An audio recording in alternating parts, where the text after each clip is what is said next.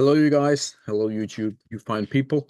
A Twitter update for you. Yes, indeed. Yes, indeed. Have found some charts here for the past 48 hours roughly, and we will check in on these to see where we are in time. I'll give you my opinion on them.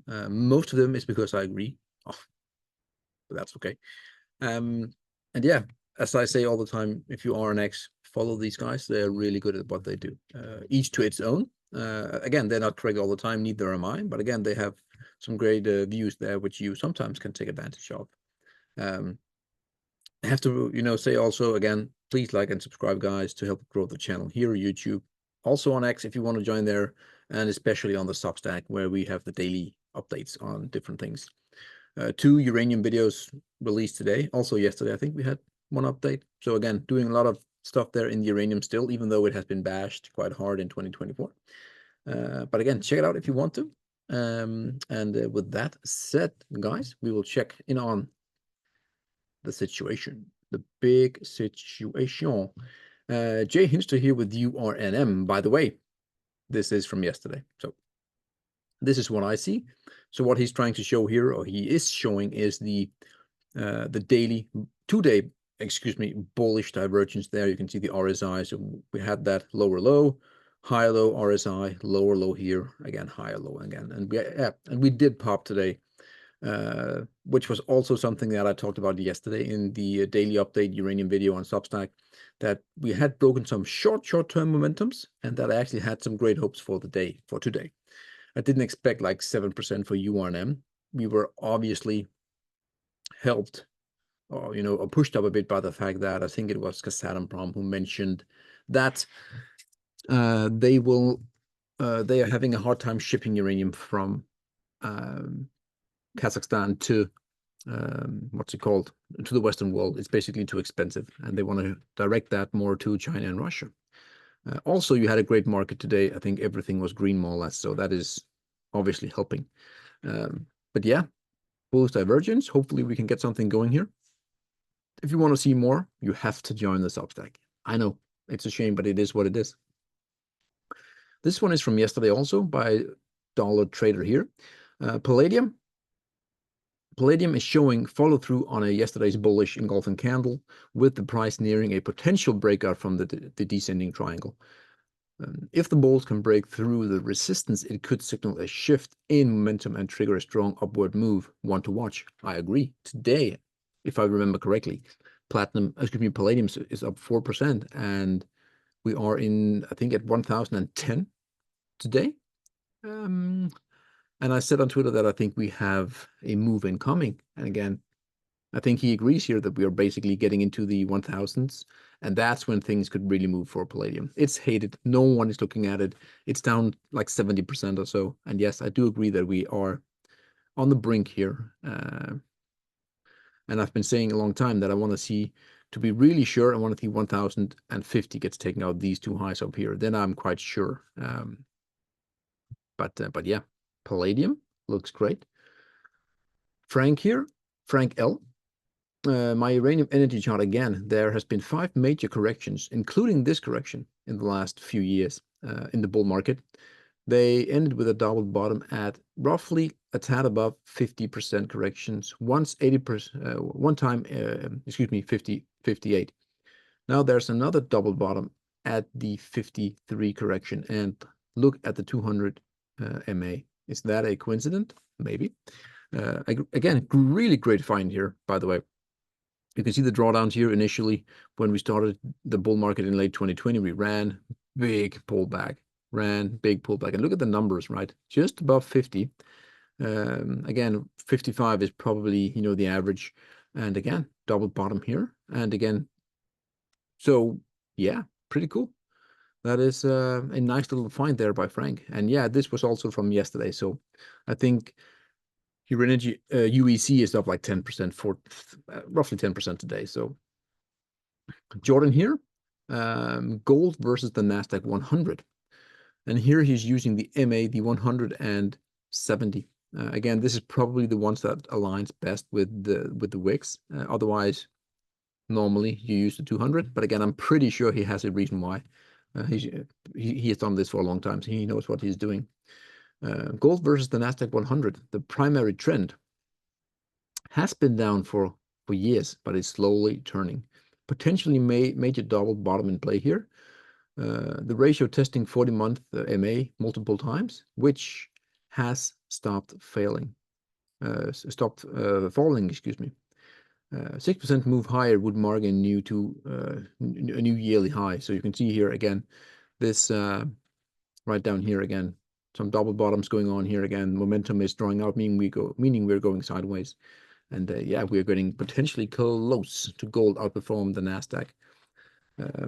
I think it's also very important for gold to outperform the SPX, and that ratio is 0.5. And we are now, again, same thing, like 5% below, something like that.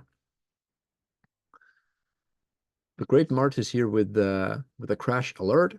Dow Jones update 2008 versus 2024. It's a process, cattle being groomed, and yeah, basically this is a fractal. And if this holds true, again, we are going to have a very fun ride here very, very shortly. Will it happen? Obviously, I don't know. But again, the fractal there is pretty, especially this one here, the initial first pullback here, it's definitely very straight on. And yeah, fractals work more often than not. Dollar trader again with copper. Again, a long text here. I will not go into details. But again, copper here, major pivot low at 4.37, if I remember correctly on my chart. And then you had, again, the big retest of 4. And again, cup and handle here. So if we get above that 4.37, then copper looks really good. There's also a trend line going across here to here. And I think it's on the log scale, it's basically touching here as well. So again, copper looks like it wants to potentially do a big move here if it can get above, you know, the 4.37. A more dollar trader here with the coffee. Again, just look at this beautiful upward channel here going back like 1 year. And yeah, basically now we're just zigzagging a bit here, but the trend is definitely up for coffee. I also want to pinpoint, if you take the high here across to here to there, you have an upper trend line, and these lows here roughly connects. You also have a little bit of a rising wedge going on here. It could lead to like a big blow off or a big breakdown in coffee.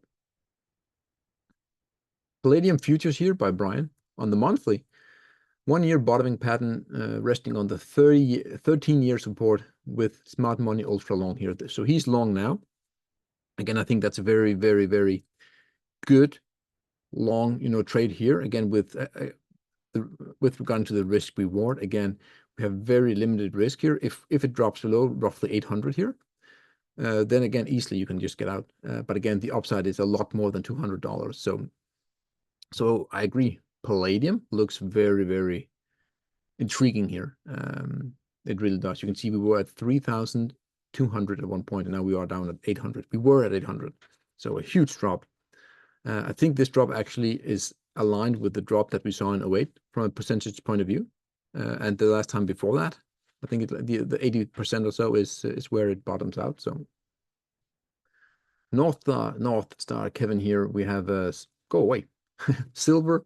This indicator says a multi-year surge of hundreds of percents is likely in gold and silver. The reason is, this is the Dow to gold 7-year rate of change has turned negative once more. I will say this. This is one of the, he's a cool guy, but this is one of the reasons why I follow Kevin. Again, I would have never been looking at it. I don't do it. Maybe I should, maybe I shouldn't. But again, I know that he's looking into some very different things on long-term time frames, and clearly you can see here when we broke here last time, 200% for silver. Again, crossover here, we're talking 600%, and we are breaking again here. So silver, guys, based on this chart, again, beautiful, again, just the rate of change on the 7-year. I don't know exactly why he has the 7-year. I'm pretty sure he has a good reason, and but again, that seems to be what's working for him. So again, big breakdown here below the 0 line on the 7, and silver, yeah, that would be nice. We are going to see $50. And yes, you will laugh, but that is my opinion. That is my opinion here. Again, a lot of dollar traders today, but that's good. He has some great charts, so that's fine. JAGGF, I assume it's a small silver or gold miner. Again, just very clear trend here, bull flagging above. So if we break to the upside, that is very bullish. It still looks really good now. Again, just be careful if we, the flagpole here and start to flag. If we come down into the channel again, you have to be a little bit worried that, again, big false breakout, and usually you can see a move down to the other side, the other direction of the channel here. But most likely we're going higher. That is for sure. Last but not least at all, Tavi here. Again, long text, pretty cool. I just want to show you this. I know this is not a technical chart, which is what we do here on the Twitter updates, but Barrick Gold here, annual gold production.